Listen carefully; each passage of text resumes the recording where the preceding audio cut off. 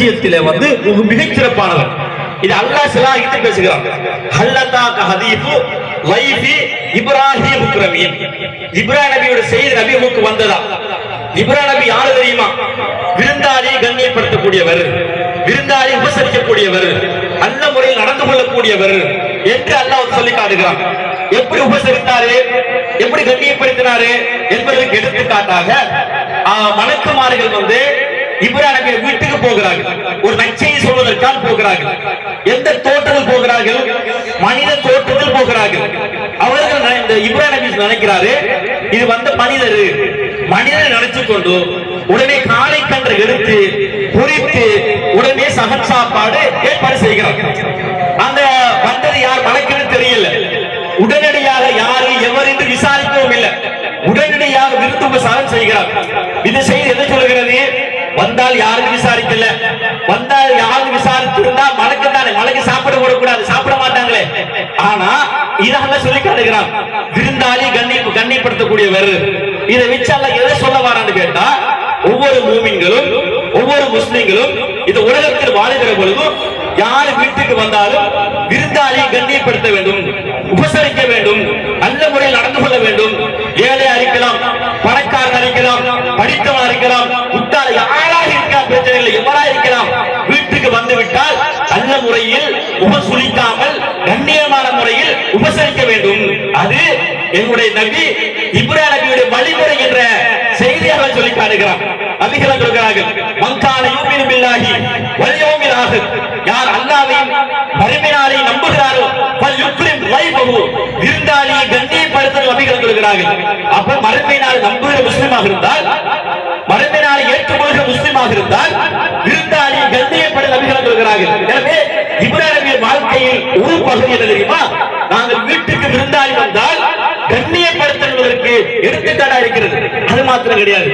இப்ராஹிம் நபி முழுக்க தன்னை அல்லாஹ்வுக்கு அர்ப்பணித்தாலும் கூட அவர்கள் அல்லாஹ்விடத்தில் எப்படி பிரார்த்தனை செய்தார்கள்? தன் குழந்தைக்காக, தன் மனைவிக்காக, தன் சந்ததிக்காக அடிக்கடி அல்லாஹ்விடத்தில் பிரார்த்தனை செய்வார்கள். எப்படி பிரார்த்தனை செய்கிறார்? ரப்பிஜால்னி முகீம ஸலாத்தி வ மின் ذُرِّيَّتِي. இறைவா, என்னையும் என் சந்ததிகளையும் தொழுகையை நிலைநாட்டக்கூடிய குழந்தைகளாக ஆக்குவாயாக என்று அல்லாஹ்விடத்திலே பிரார்த்தனை செய்கிறார்கள். இப்ராஹிம் நபி அவர்கள் ஏகத்துவ கொள்கை உறுதியாக இருந்தால், நிலையாக இருந்தாலும், முழுக்க அல்லாஹ் கட்டுப்பட்டு வாழ்ந்தாலும் கூட அல்லாஹ்விடத்தில் எப்படி பிரார்த்திக்கிறார்கள்?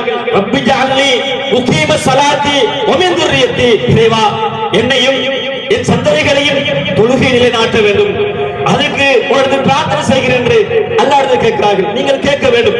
நம்முடைய குழந்தைகள் ஆண் குழந்தையாக இருந்தாலும் பெண் குழந்தையாக இருந்தாலும் அல்லாஹ்விடத்தில், யா அல்லாஹ், என் குழந்தை நல்ல குழந்தையாக, சாலிகான குழந்தையாக, மார்க்கப்பட்டுள்ள குழந்தையாக, தொழுகையை நடைமுறைப்படுத்தக்கூடிய குழந்தையாக, விசாகாமல் கொள்ளக்கூடிய குழந்தைகளாக ஆக்குவை என்று அல்லாஹ்விடத்திலே ஒவ்வொரு தாய்மார்கள் ஒவ்வொரு ஆண்களும் கேட்க வேண்டும். ஏன் தெரியுமா?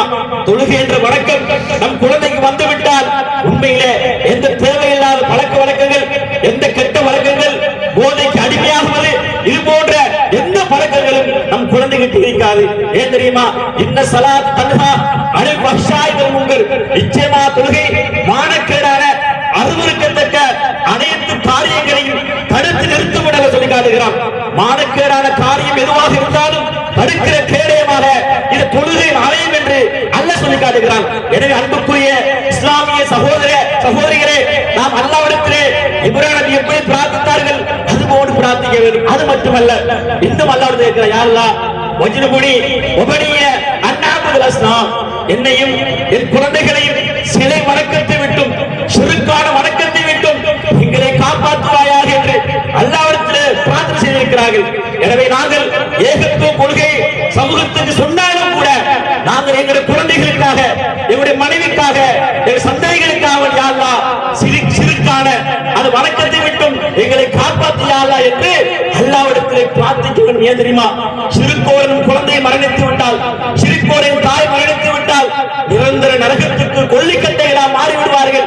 மறுமை நாளில் மன்னிக்கப்படாத ஒரே ஒரு பாவம் என்ன தெரியுமா? இந்த சிறுக்கு மட்டும்தான். இன்னல்லாஹ் லா யக்ஃபிரு அன் யுஷ்ரக பிஹி வ யக்ஃபிரு மா தூன ذلك லிமன் யஷா. சிறுக்கை தவிர ஏனைய பாவங்களை அல்லாஹ் நாடினால் மன்னிப்பான். சிறுக்கை அல்லாஹ் ஒருபோதும் மன்னிக்க மாட்டான். சொல்லி காட்டுகிறான். எனவே இப்ராஹிம் அலைஹிஸ்ஸலாம் அவர்கள் அல்லாஹ்விடத்தில் கேட்ட பிரார்த்தனை தெரியுமா? ஒஜ்னுபுனி உபனிய அன்னாமது இஸ்லாம், என்னையும் என் சந்ததிகளையும் என் குழந்தைகளையும் சிலை வணக்கத்தை விட்டும் காப்பாற்றுவாயாக என்று அல்லாஹ்விடத்தில் கேட்டிருக்கிறார்கள். அது மாத்திரம் கிடையாது, ரப்பி குஃபிர்லி வலிவாலிதைய வலில் மூமினீன யௌம யகூமுல் ஹிசாப். யா அல்லாஹ், என்னையும் என்னுடைய சந்ததிகளையும் பெற்றோர்களையும் அதுபோன்று ஒட்டுமொத்த மூமின்களையும் யௌம யகூமுல் ஹிசாப், மறுமை நாளிலே விசாரிக்கிற அந்த நாளிலே காப்பாற்றுவாயாக, மன்னிப்பாயாக என்று கேட்கிறார்கள். இப்ராஹிம் அலைஹிஸ்ஸலாம் அவர்கள் ஏகத்துவ தந்தை, முழுக்க முழுக்க அல்லாஹ்வுக்கு கட்டுப்பட்டவர். அல்லாஹ்வுக்கு கட்டுப்பட்டாலும் கூட எப்படி பிரார்த்திக்கிறார்கள்? ரப்பி குஃபிர்லி வலிவாலிதைய வலில் மூமினீன யௌம யகூமுல் என்ற வார்த்தை கேட்கிறார்கள். என்ன வார்த்தை?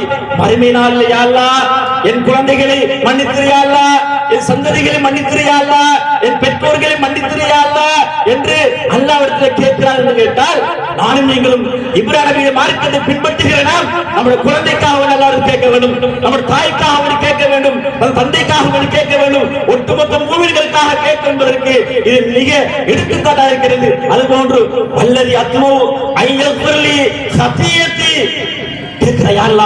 என் தவறுகளை மறுமை நாளிலே விசாரணைக்கிற மன்றத்திலே மன்னிக்க வேண்டும் என்று ஆசை வைக்கிறேன் யா அல்லாஹ் கேட்கிறார்கள். ஒவ்வொரு ஆளாக கேட்கிறார்கள்.